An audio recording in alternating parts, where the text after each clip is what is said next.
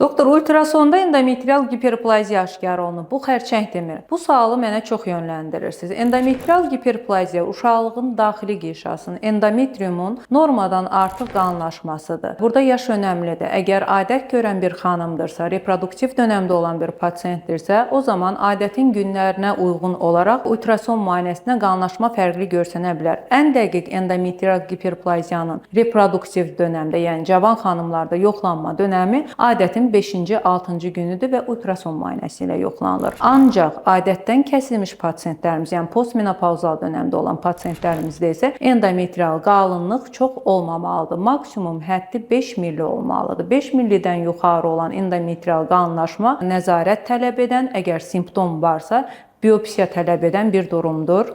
Əgər pasientdə yaş fərqi qoymadan simptomlar varsa, çünki endometrial giperplaziyanın ən çox verdiyi simptom uşaqlıq qanaxmasıdır. Yəni adəti gür görməyə başlayırsınız, vaxta çəkində olur, adətlərin zamanı uzanır, 2 ay başı arası qanamalar olur. Bu tərzi patoloji uşaqlıq qanaxmaları izlənilir. Simptomatik xəstələrdə isə ultrason müayinəsi endometrial giperplaziya yazırsa, bu bir mənalı həkimə müraciət etməyinizə səbəbdir və məsləhət bildiyimiz halda endometrial biopsiyalar icra olunmalıdır.